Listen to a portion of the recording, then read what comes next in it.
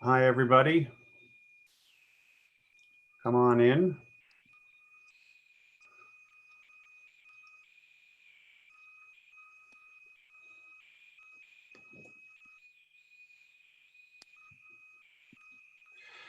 So those of you who might be new to these sessions, you can see some instructions on the screen that my colleague is sharing.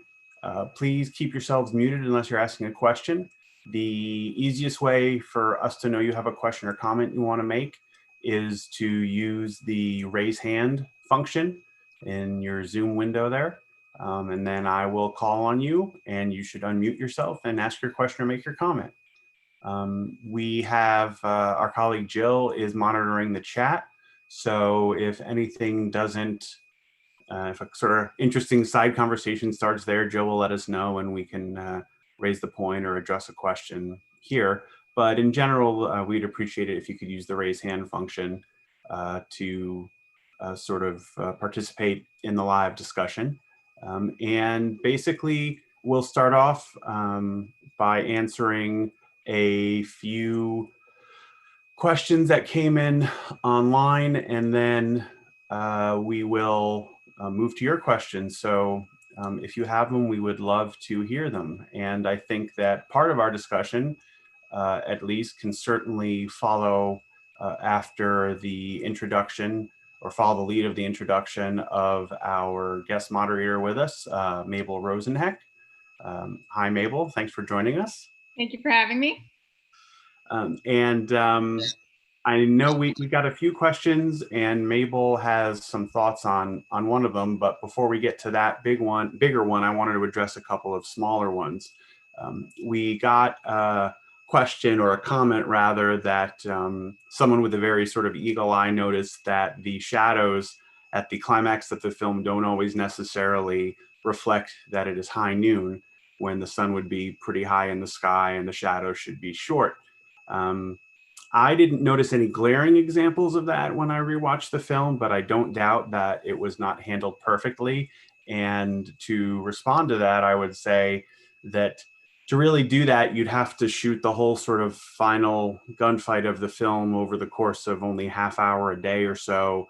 And in 1952, they weren't going to do that, and they weren't going to spend that sort of money that it would take to do that on a film like this. So unfortunately, that's a little bit of license that had to be taken. The other question was about the score. Those of you who've come to many of these discussions know that it's often commented by someone that the score was very sort of intrusive. And here, the one comment in any case, and I would tend to agree, that this was a rather understated score for the time. It's true that some of the musical work was being done by the theme song, which, as some of you may know, was enormously popular at the time. And it and the score were Oscar nominated, and the song was very successful on the charts as well. But outside from the sort of times when we heard that song being sung, I think the score was used in a very sort of judicious and effective way. So there's a couple of comments that we got to start us off, and a bigger one that we got was about the character played by Katie Jurado. And you, Mabel, alluded to that in your introduction a bit, sort of her depiction. I was wondering if you could comment a little bit more on that in light of the comments that were made. Well, I'm curious if the person who asked the comment is in the room or not. And I can just, whether you're actually in the room or not, if you want to respond, you can. If you don't, you won't. You don't have to. But one question is, because I think the comment particularly referenced the stereotypes around Latinx people versus the white Grace Kelly character. And so one question is, did you notice that the first time you saw the film, if that was 10, 20 years ago, 25 years ago, or is that something new that you're noticing watching it now? Because those kinds of stereotypes are, not uncommon to Westerns historically, of having sort of the person of color be exotic, be sexualized, be, a sexual object in those various ways, be a prostitute, and, not infrequently.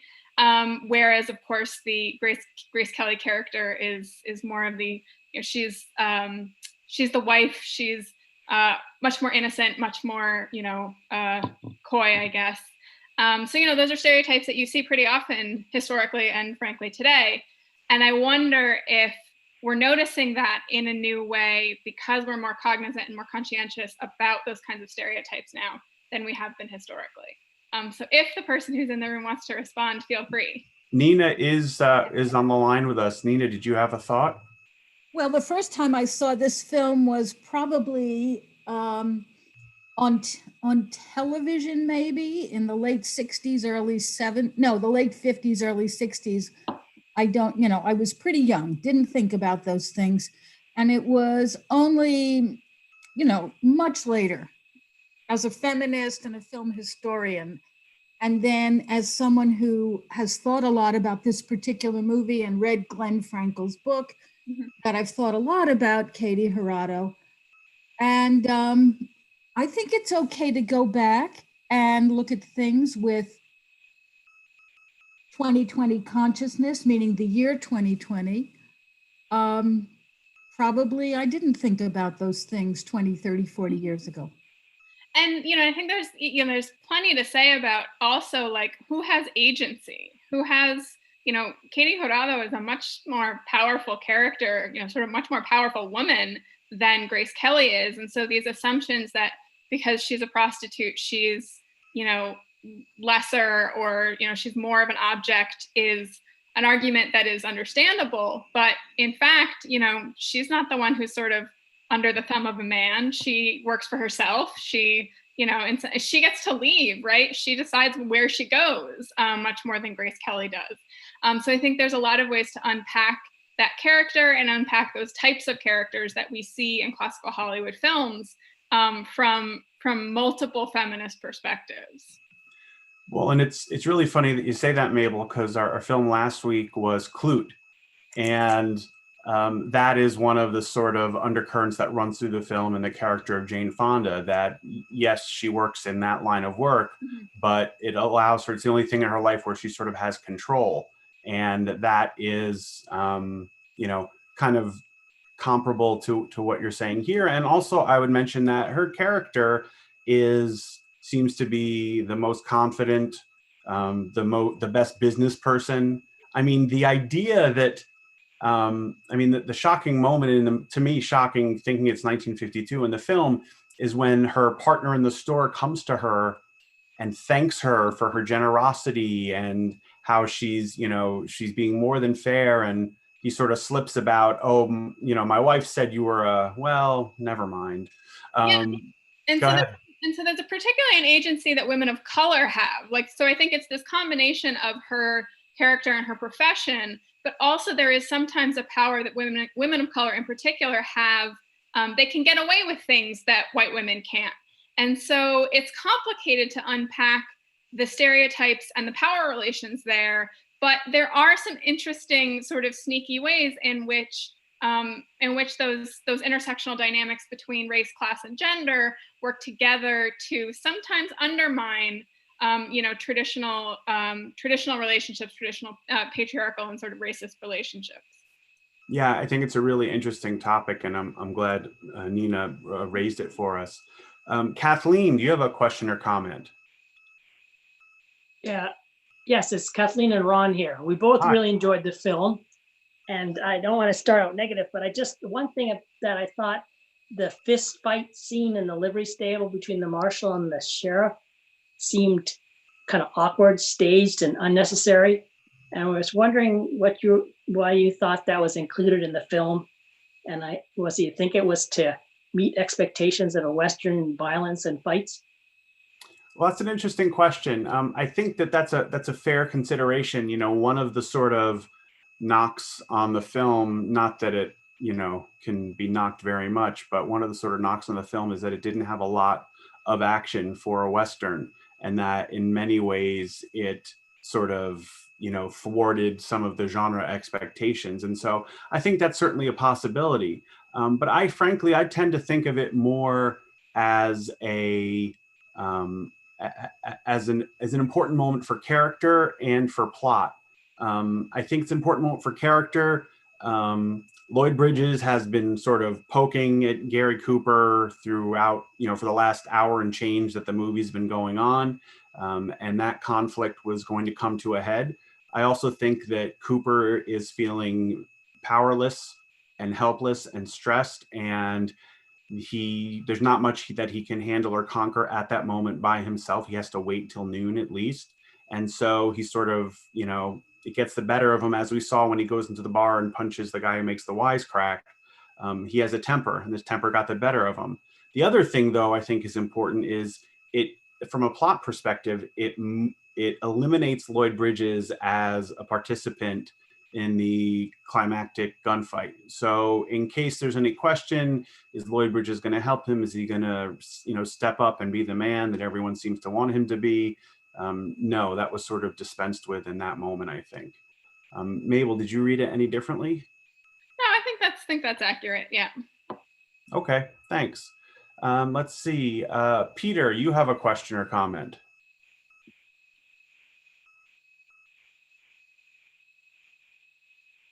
My name is Frank. I don't know if I came up with Peter.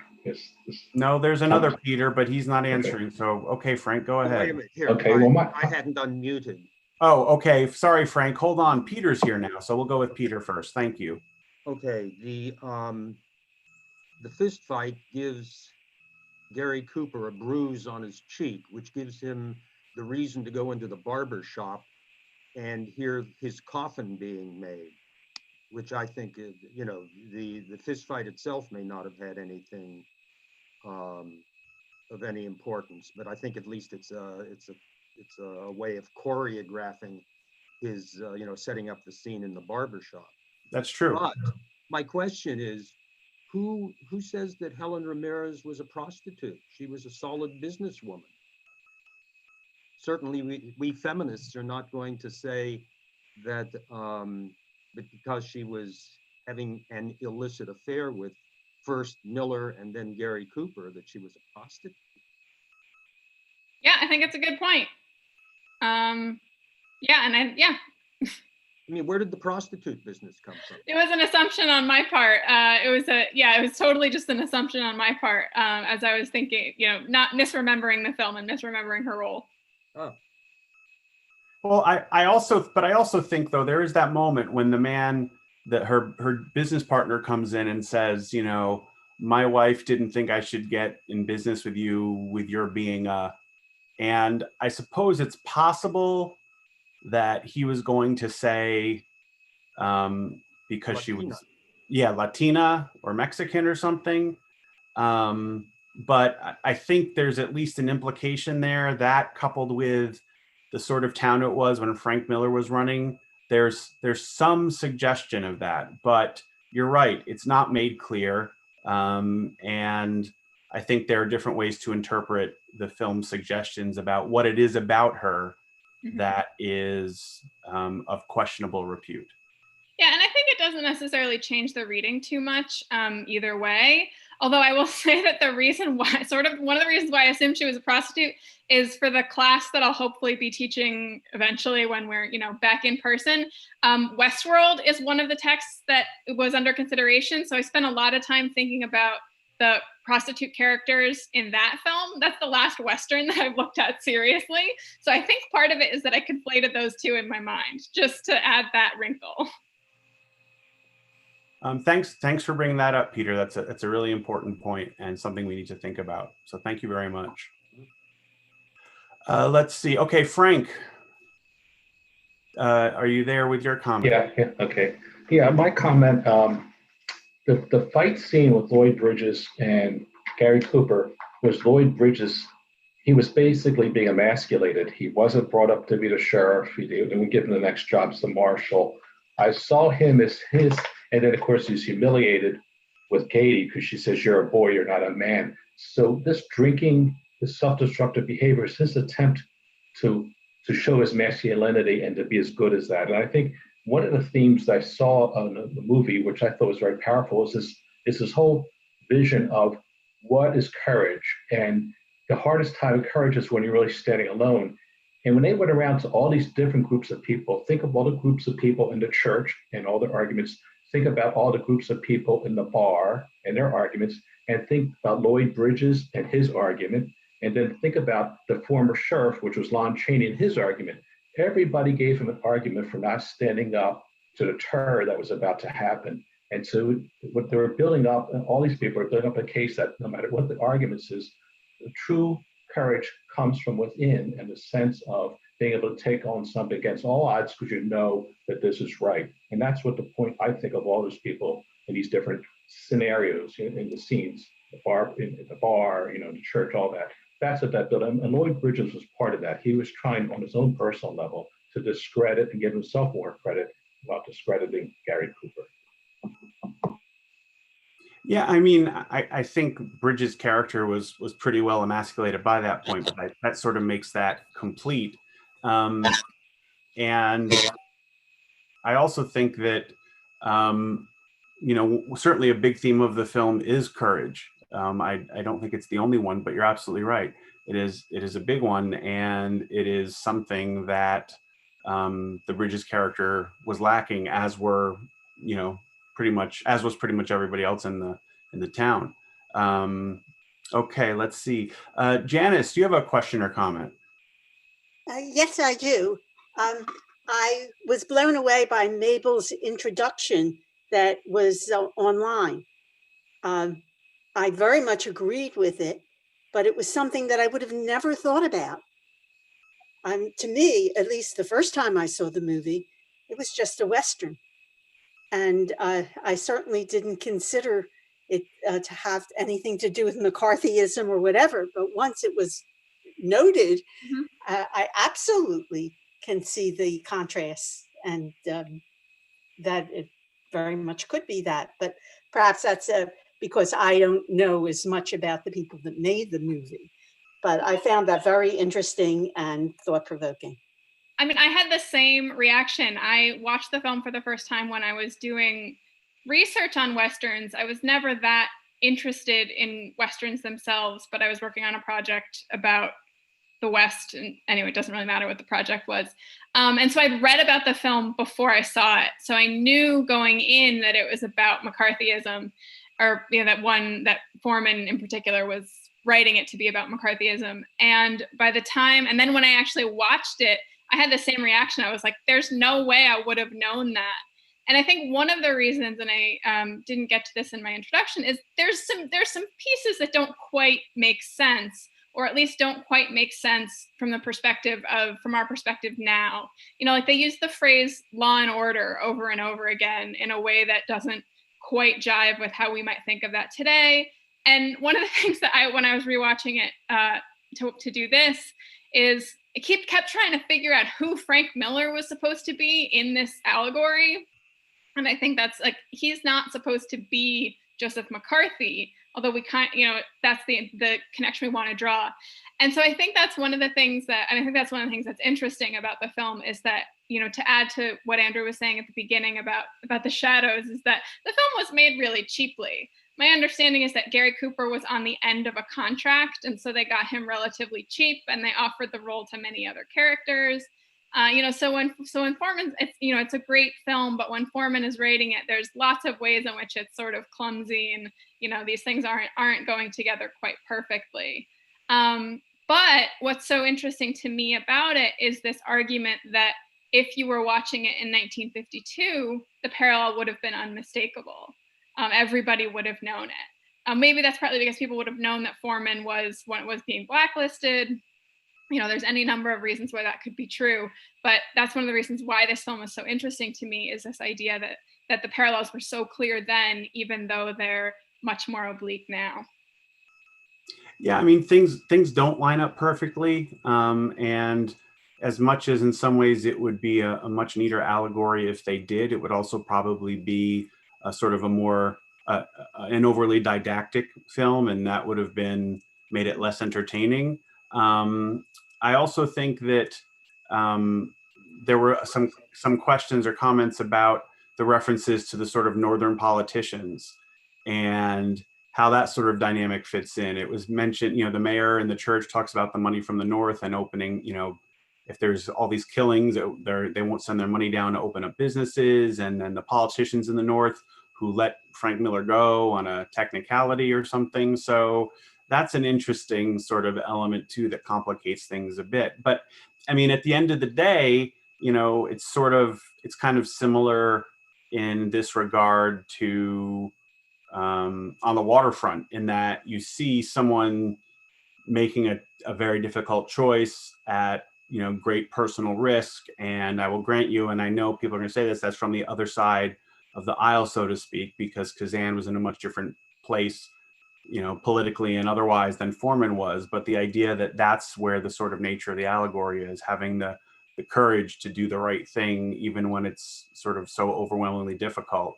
And I think for that reason, it kind of sticks. And I'll just add one other thing, which is that there is the allegory for sort of McCarthyism specifically, but there's also a more general allegory for the idea of conformity in the 1950s. So there's that second historically specific context that's a more general sense of conformity, and, you know, everyone just wants to be the same and nobody wants to speak up.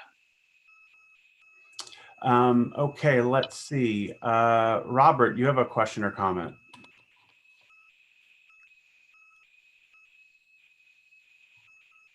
Oh, yes.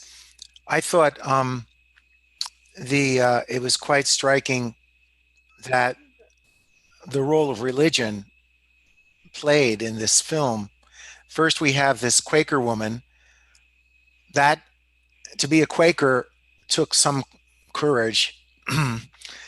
And she was sticking up to her principles. But in the end, she realized that her moral principles under Quakerism were not as important as being loyal to your husband and doing right. And so it's sort of, and that's certainly what she did. She killed that guy. It goes against all principles of pacifism, which the Quakers stand for. Then, even more dramatically, when he went into the church, you'd think that the church might be a place of refuge for someone like somebody who needs help like that. But the thing what struck me is somebody said to the pastor, the minister said, well, what do you have to say about all this? He said, nothing. I have nothing to say. And I just thought that in the end, it looked like the writers were saying that institutionalized religion is really pretty valueless when you talk in trying to do the right thing. Yeah, I mean, I think it certainly isn't a kind of beacon of hope or optimism or even stability that we see it be in a number of other Westerns. I mean, there's sort of, when you see Westerns, you typically have, you know, kind of these institutions or elements that fall on one side of this, you know, sort of structural ledger or the other. You know, a bunch of things that represent sort of, you know, the good elements of civilization, and then things that represent kind of the, you know, the appealing, if uncontrollable and dangerous elements of the wild. And organized religion is supposed to be on one side of the ledger, but here, on the quote good side of the ledger, but here it is really, you know, shown to be at best kind of, you know, I think the word you used was a good one, valueless, because the idea that he goes in there and the first thing the minister says to him is, boy, I haven't seen you around here a lot lately. And then when Gary Cooper explains to him it's because his, you know, he didn't have his wedding there because his wife's a Quaker and they got married in her church, the guy sort of feels a little bit bad. But I mean, that's a really sort of, I mean, obnoxious way to start off. And it makes it seem like things are much more transactional than they are sort of more altruistic. And that is, you know, it's at very least shown to be not a very strong and helpful institution.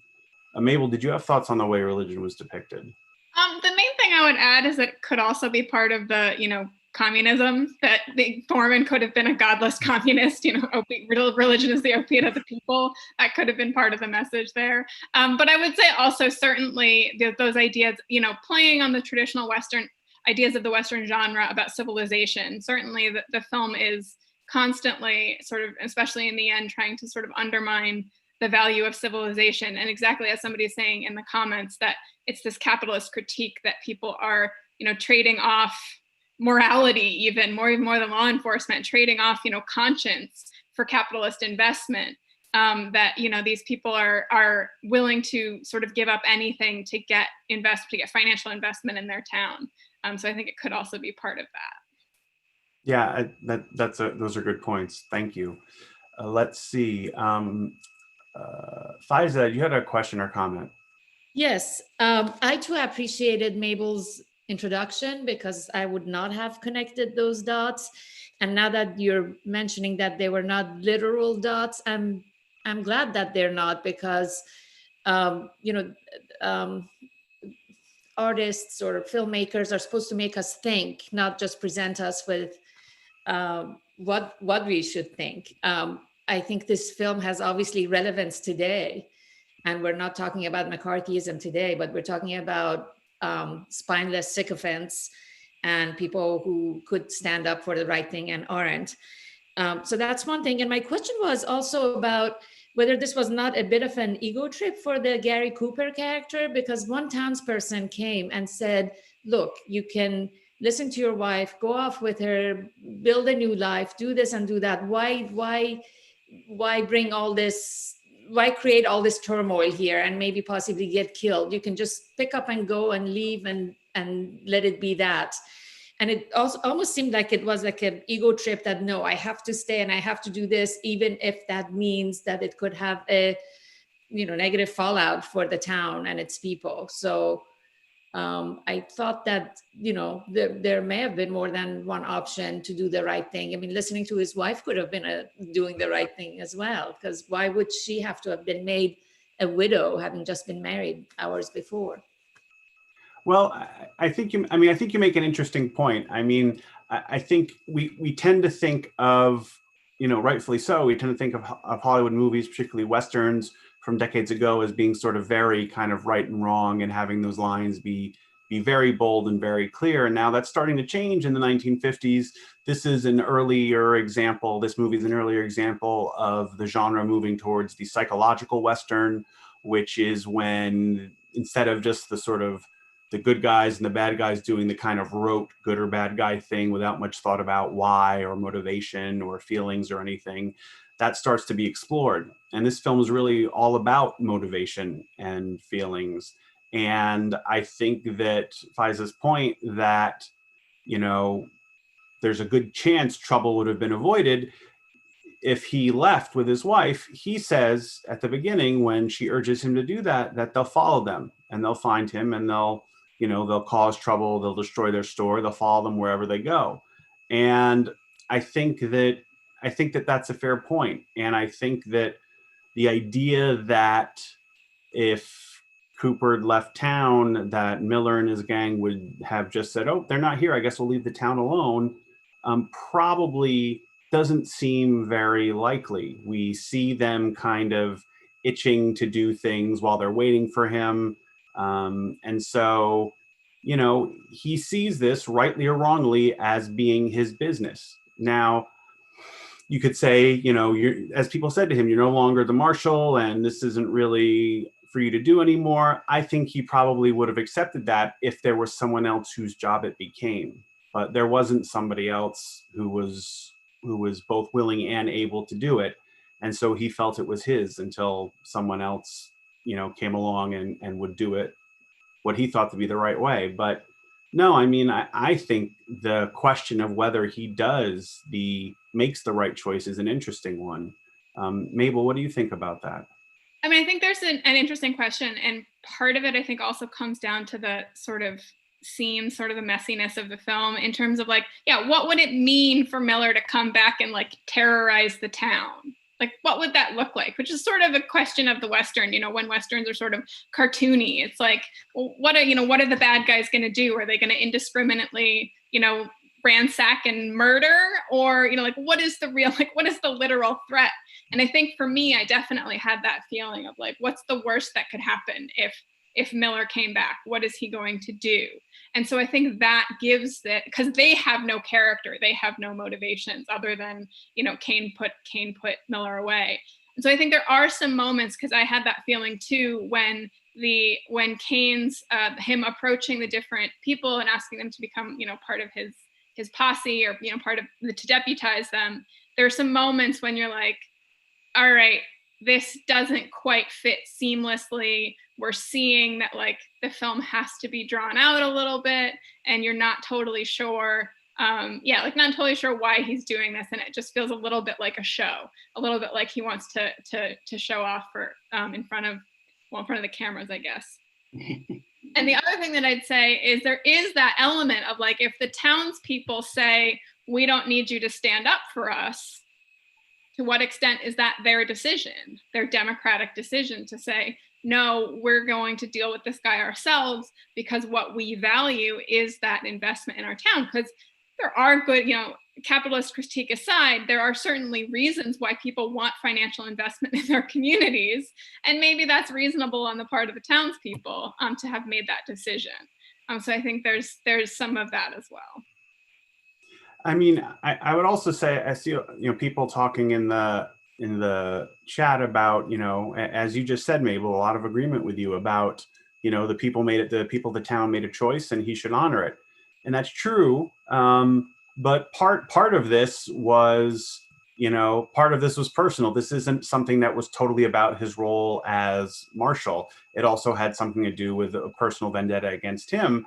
And, I've never had it, thankfully, but that could be a hard thing to live your life with, wondering, forever, basically, the next however many years, is this when's the other shoe going to drop? So I just want to end it now. Now, maybe it was inconsiderate of him to decide to end it in this town that didn't want him there. But I also think it's very interesting, because I don't know for certain, but I would bet money that this sort of line of thought was not one that was given a lot of credence back in 1952, that, especially in the Western genre, when the right thing was the right thing, and up until the 50s, you didn't even have to really think about it in Westerns. I think that would have been seen as a kind of an expectation that he would stay and dispatch the bad guy. And those townspeople sort of don't know what's best for them, sort of thing, which, is an interesting thing to think about, given, politics of then and now, for that matter. Go ahead. One thing I'd add also is that one of the reasons Kane wants Miller out is because Miller got a light sentence. He got off, so Kane has this other sense of justice of, Miller did a bad thing and he wasn't executed. He only got, a few years in prison, and now he's out. And so Kane also has a vendetta, for that reason, on the basis of justice, and for that, and for those reasons as well. So there's also that element to it. Robert, you have a question or comment? Yeah. Going back to the issue of some plot inconsistencies, I think we do know that one of the reasons maybe that Miller came back was so he could run the town. Evidently, the town was very unpeaceful, unlawlike when he was in charge. Let's assume that he played a heavy role, not actually in charge. And Gary Cooper comes and puts an end to all of that. And it seems to me that a good argument against the Thomas Mitchell character is that, hey, those northern capitalists aren't going to like it any better if this is a wide open town with prostitution and gunfighting, et cetera, et cetera. So it just seems to me, that it's not, the plot is not as tight as it should be, and we also don't know what Miller did that warranted his, a death penalty. I mean, from what we do know about the West, justice was often quick, but not necessarily fair. And, so maybe he had, and I have no proof for this at all, nothing in the film, but, maybe he had a legitimate grievance. He was a bully, but, even bullies sometimes are right. No, that's true. Although the way the townspeople reacted to just his gang, even not even him, but just his gang, makes me think that they were, that they were feared for more than jaywalking or issues with zoning ordinances. Okay, let's see. Adrienne, do you have a question or comment? I had a comment. I think that seemed to me that he felt he needed to stay because he had an investment in the time that he was there. I don't think it was ego. I think he wanted the town to be cleaned up so it was a good town for families and for the people of the town to be able to function normally. And that it was quite a challenge to find Miller and to get him arrested. And they also mentioned that he had had 6 deputies at the time. And now he had really nobody. He had the one that really wasn't very effective. And I found that odd, that there weren't any other real deputies there. But I think he felt that if he had let Miller come back, that everything he had worked for and gotten straightened out would have just deteriorated and would be right back where it started. And that wasn't how he wanted to leave that town. He wanted to leave it, with a future to it. So that's what I got from him wanting to stay there, to get it to get it back to where he had it, to make sure that it wouldn't deteriorate. Yeah, no, I think that's a really fair point, and that's, in a way, that's kind of the constructive way to think about, I think, what some of our friends in this discussion are talking about with regard to ego, that he wasn't doing what the townspeople wanted, and he wasn't doing what was, strictly speaking, his job. He was doing what he thought should be done and what he thought was right. And, we've all been there, right? We've all, you have a friend who's dating someone and the other person's cheating on them, and, what's the right thing to do? Do you want to be right at all costs, and whatever may come from it? And I've never really thought of that as ego, but I can see how it is some sort of self-involvement or self-righteousness or something. And I think that is an element there. Mabel, did you have thoughts on that? Yeah, I think it's a good, sort of philosophical kind of thought of like when we decide what's right for other people, sometimes we're wrong. And this isn't really, this isn't that case, I don't think. And because this is making a larger kind of social argument, and because it's a social argument that a lot of us agree with now, that McCarthy was wrong to do the witch hunts that he did. But when we shrink it down to a more interpersonal level, as I think we are, as I think Andrew just did, then it looks a little bit different. And I think that's a very appropriate, I think that's always a good exercise when we're talking about films that have these sort of large social and political implications, is to also, some people are going to read them in that way. Other people might read them on this smaller interpersonal level. Joss, do you have a question or comment? Yes, I certainly understand all the discussion of the political subtext in the context of McCarthyism. And does anyone know how this was interpreted contemporaneously when the film was released? I know it won a few Academy Awards, but how was it received? Was there any controversy about it? Anything of that sort? It did well. It did well with audiences. It was seen as a bit of an unconventional Western for the time, which is kind of funny because, here now, almost 70 years later, it is seen as one of the gold standards of the genre. And that tells you something about how things change and how perceptions of genres change. But Mabel, did you have any thoughts on that? Yeah, so one thing is that John Wayne thought it was un-American, as Nina is also pointing out in the comments. He read it that way.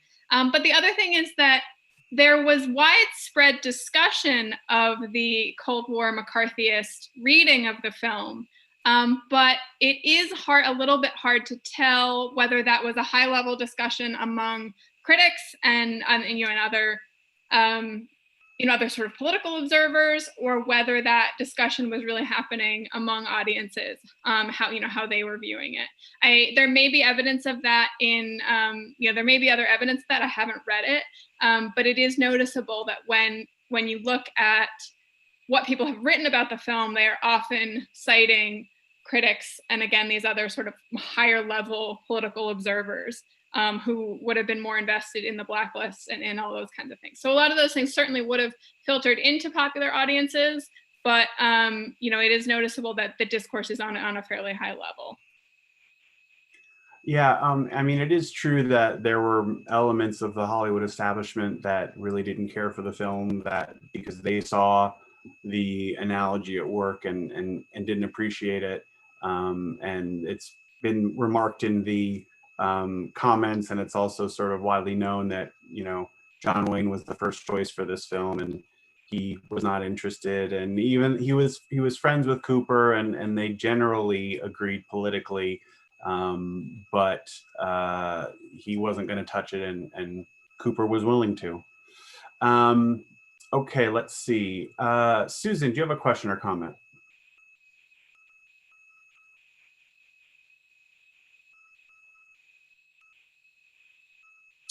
Okay. Roseann, do you have oh, Susan, are you there? No. Okay. Roseann, did you have a question or comment? Yeah, I was, when we were talking about capitalism in the film, I immediately felt that, when everybody knew something bad was going to happen, there were a couple of businessmen that saw it as opportunity. The guy building the coffins, the barber asks him how many he has, and he says, maybe 3. And he says, we're going to need more. He sees it as a business opportunity. The hotel guy says, when Miller was in the town, the place was full. So he's for Miller coming back. He doesn't like the marshal. And the saloon guy, as soon as he sees the 3 bad guys riding in on their horses, he sees it as a big payday. So that was evident to me right away immediately as I'm watching the movie, and I found that interesting. But I do have a question. So these 2 women, and I agree with whoever questioned about the prostitute aspect of the Mexican woman. I didn't see that at all, and I felt like there was some bias going on. For you to see that and identify it as prostitution, I saw her as a person for whatever reason was, had a pretty good handle on business matters. Although she was promiscuous, and that was evident. She'd had a couple of lovers, Miller, the marshal. Right. So I saw her as promiscuous, but not a prostitute. But anyway, my question is, so we had these 2 different characters in the women, totally opposite, until one gains power at the end. She uses she summons this power to, grab a gun and help her husband. But the Mexican woman always had power, both in business and with men and over her own body. I mean, she says to Lloyd Bridges, right, you don't touch me until I say you can touch me, whatever. So my question is, this is such a feminist attitude today, how did audiences or the critics feel about that? So that's one thing. I just want to say one more thing. We talk about ego for the main character, Gary Cooper. I never saw it as ego, not for even 1 second. I saw it as honor. He was a man of honor, which is typical in Westerns. There's always some man of honor. and he played that role. So that's it. Thanks for listening. Yes, Roseann, I agree with you, and I think that is the way that for probably audiences at the time would have seen it, and I think that that's how for decades it probably would have been seen. But you know, sensibilities change, and the notion that there are people who know what's right for other people, even when those people, you know, profess that they have different interests, is, you know, it is an issue and is a political one that, you know, I think would have had some purchase then, but certainly has lived on over the decades. And I think this is one of the interesting things about movies. The text is frozen, but the reactions and perceptions can change. And, you know, I happen to agree with you, but it's hard to ignore when you watch the film just how many people are telling him, we don't want this to happen. We don't want your help. And, you know, I think at some point, it's a valid question to ask about questions of ego and things like that. As for the other matter, Mabel, am I right that Katie Girardo was nominated for an Oscar? That I'm not sure of, but Okay. you know, the thing, I mean, it's been a while since I've watched a lot of Westerns, but I think that combination, that pure, that sort of pure innocent, conventionally feminine white woman who is either married or about to get married or is going to be the wife of the hero, versus the dark exotic, whether she's explicitly Mexican, or, you know, otherwise non-white or not. I think that dynamic or that, you know, those characters are maybe more explicit here and more developed here, but are not necessarily uncommon. And to speak to someone in the comments who asks sort of why she has to be Mexican, in part it's because of, you know, this is intersectional identities. White women have one set of expectations around them. Women of color have another set of cultural expectations around them. That both means that they have particular sets of oppressions and particular sets of negative expectations of them. But then they also sometimes have flexibility in terms of gender roles and gender identities that, and in terms of the kind of power that they have that white women don't. So I would really emphasize, and if you're, you know, interested in this question, go back and watch other Westerns and sort of track that relationship and track who, you know, racial categories and who gets to be what kind of character. Because I think those, you know, again, those are intersectional identities of gender and race and sometimes of class as well, that really shape what a woman can do, what kind of character she can be, and what kinds of agency or other kinds of gendered expectations they have of her. Yeah, I think that's a really good point. I mean, Westerns tended, as I said earlier, to draw a lot of sort of binary oppositions, and one of them is very often, or more of them very often, down the lines of race. And I think that many times in the genre, that distinction among women who are depicted in the film is often white women and Native American women, but that's not what it is in this film. And I think that there are, as you say, you know, it's not all good and all bad. It's a complicated sort of matrix of qualities that are attributed or sort of tacked onto these women of these backgrounds. So it makes things a little more complicated, which makes things a little more interesting. Yeah, and it's a reminder that when we think about race in film, we often think about, and you know, race in society, we often think of it as a black-white binary. But in fact, there are a range of other ethnic and racial identities that show up in films. As Andrew just said, in Westerns in particular, Indigenous people do show up. And even when they're minor characters, you know, they still have identities and they still shape how we think about race and how we think about, you know, different elements of the narratives. Yes, and just people are correcting me, thankfully, in the chat. Girardo won a Golden Globe, which is very nice for her, but no one should ever confuse that with an Academy Award, least of all me, who complains about the Golden Globes all the time. But she was nominated for an Oscar for a film a couple of years later. So thank you for checking on that, folks. Let's see. Susan, are you there now? Did you have your question or comment? Yes, can you hear me? Yes, we can. I do. Okay, getting back to Mrs. Ramirez, my husband and I both thought that she was not a prostitute anymore. She was a madam, and she was running a business. And it was interesting. A bordello. A bordello. And when she thought that Gary Cooper was going to be killed, she wanted to leave town because it wasn't a good place to have a business anymore in a town that was completely dominated by Miller. So the capitalist was leaving town.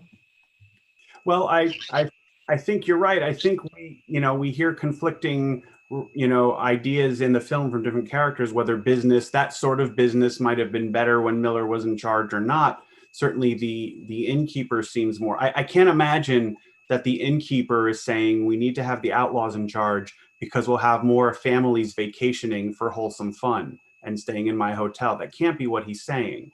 So he's suggesting that, business was better when Miller was there. And clearly Gerardo is a smart enough business person. I'm sorry, Mrs. Ramirez is a smart enough business person to realize that the instability that the return and dominance of Miller and his gang will bring will not be good for her business, which is sort of standard operating procedure for smart capitalists or industrialists. So, I mean, it all really sort of fits with her being in some ways, many ways, I think the smartest character, the most perceptive character in the whole movie. Mabel, did you have anything to add to that? Not that I can think of. I mean, just the thing that I really would say in terms of the interest in these two characters in a variety of ways is really go back and watch more Westerns, and think about, and really, I mean, and I say this because as I said, I haven't watched many Westerns. It's been a long time since I sort of looked at that genre. And even when I did, I looked at more of the prestige films than sort of the B Westerns and all of that kind of thing. And so I really would say if you're interested in this subject, go back and look at those and look at how these kinds of characters are depicted, especially when they're not stars in those roles, but also thinking about the ones that are not the prestige pictures, the ones that are not the ones that we watch over and over again, because I think a lot of these you'll probably find that a lot of these patterns play out in ways that will illuminate what's going on in this film, and that you can really look back at some of those films, especially if you haven't watched any of these Westerns, maybe since for a long time. Is you'll be able to see those stereotypes and see those intersectional, those racial identities in a way that maybe you didn't when you first saw them in the 60s or 70s. So it's really an exercise. And also those Latinx characters, you might not even be able to tell what race they are if you're watching on a television, if you're only watching on a small screen television that's not like the ones we have now. So it's just to say, going back and looking at those or reading some of the scholarship that's emerged in the last 5 or 10 years on Latinx representation could be really useful and really illuminating in terms of thinking about where these characters come from and what they say about culture then, about film, about lots of different things. Peter, did you have another question or comment? Hi, I've suddenly become a real partisan for Helen Ramirez. She owned the hardware store or the general store. She wasn't a madam. I mean, her partner, he was supposedly her partner in a bordello. I can't see that. Look. She said he thanked her for being a good partner, being very generous to him, but also he thanked her for being a silent partner. And I think you're absolutely right. She co-owns with him the general store, and she's going to sell it to him, his share, sell her share to him so he can have it all because she wants to get out of town. But I think none of this necessarily precludes the notion that because the question was asked by some people in the chat, and it's a fair question given that we're talking about a Hollywood Western in the 1950s, how did she come by her money in the first place? Now, she's called Mrs. Ramirez, so perhaps she was married to Mr. Ramirez and she came into that money by inheritance. We don't know, but there are a number of factors, not the least of which is the nature of the Western genre at the time, to raise the question about whether she has had multiple careers in her life. So I think that there are many ways to interpret this. I think the film left it purposefully vague because the film wasn't really interested in going down that avenue. And frankly, the film depicts her as a very admirable character, and so wasn't, I don't think, interested in trying to sort of paint her with that brush or the other. But I think that, you know, we're not going to get definitive answers to this from the text itself, because there's so many different ways to interpret what would have been the signals that were being sent in 1952, I think. I'm sorry, Peter, for interrupting. Well, I think that there's a real prejudice that's developing here in this discussion against Helen Ramirez. I mean, promiscuous. She was living apparently with Frank Miller for a period of time. And then when Kane showed up and got rid of and cleaned the town up and sent Miller to jail, then she took up with him. And then somewhere along the line, when Amy showed up and Cooper stopped that relationship, then Harvey moved in, Lloyd Bridges. Somehow that doesn't, I mean, to say that that's promiscuity. Well, I would say we've used the word promiscuous, but we've also gotten pretty close to calling her sexually empowered. We've talked about— Yeah, but why promiscuous? Well, I'm just saying we've used multiple kinds of words for it. So I think the reason we might use promiscuous is because there's an assumption that we have, probably a patriarchal assumption, that women who sleep with more than one man are promiscuous. Well, but maybe at the same time. Well, in any case, but my point is that at the same time, we've also been using other kinds of language that reflects another kind of understanding of her character. Oh, absolutely. So I think both things are at play, because we're just as subject to 1950s gender norms as they were in some ways. Those are residual. So I think what we're drawing out is the dynamic between how we read things in the 21st century and the multiple readings that could have been available in the 1950s as well. Okay. And I think that I think all of us need to be mindful of the tendency, because this is how our brains work, to conflate what we think the film was saying in 1950 with what we think would have been perceived by audiences, or how things would have been characterized by audiences then, and how we perceive them and characterize them now. I have to tell you that I think a Hollywood movie in the 1950s that makes a point that a supporting character, for lack of a better term, took up with 3 different men and was apparently married to none of them, that film is trying to make some point about her sexuality. And that doesn't mean it's right, and that doesn't mean that it matches the standards of today, but that information's not there for no reason.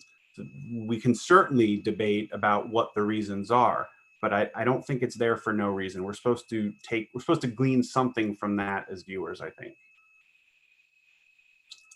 Let's see. Dana, do you have a question or comment? Just a quick one. I rather think that in 1952, this was a character study, and that's really the way I saw the movie even now.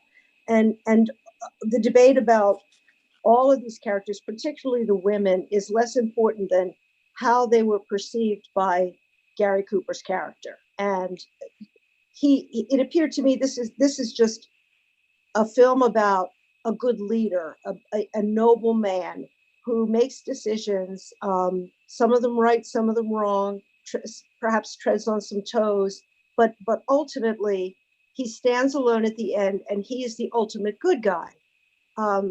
And I'm going to dive in here with a profoundly political comment. I think we have a leader of this country right now who would love to be Gary Cooper in this movie and absolutely doesn't know how to go about doing it.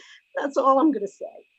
Well, Dana, as you may know, by a wide margin, The High Noon is the movie that has been screened at the White House more than any other. I believe I read somewhere that Bill Clinton screened it 17 times. Maybe he was into Grace Kelly, I don't know, or maybe he really likes Westerns. But it is, I think, pretty much every president of my lifetime has at least watched it at least once while in the White House. So I think you're right that it's a movie about leadership, and unfortunately, I think many people on many sides of the aisle fall short of this. Go ahead. Interesting that I was thinking, frankly, I don't know enough about Gary Cooper or his sort of star persona to really comment, but it's very interesting and important to think about who do we think of, what do we think of when we think about Gary Cooper versus who is he in this film. I mean, I think I mentioned this in my introduction. We see him cry. We see him totally lose it because he's so stressed out about this decision. And so I think in terms of how it plays across both sides of the aisle may have a lot to do with Gary Cooper. There's the scene in The Sopranos where he says, "What happened to Gary Cooper?" And I think he even references High Noon.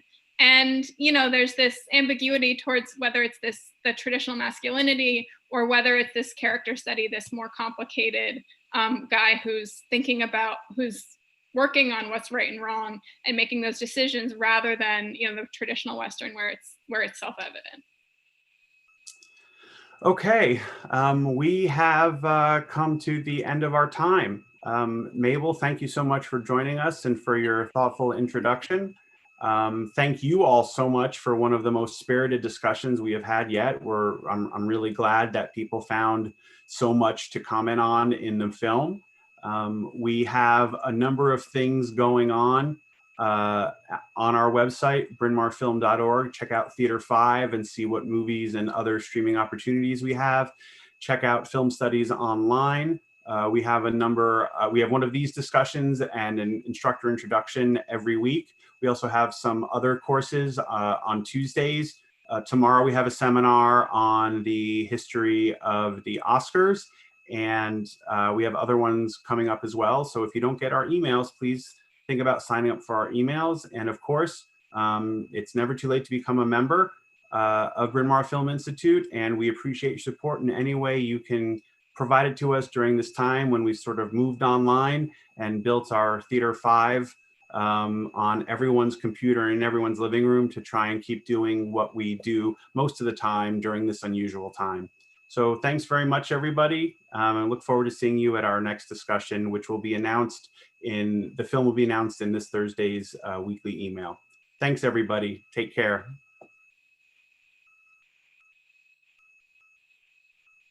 Thanks,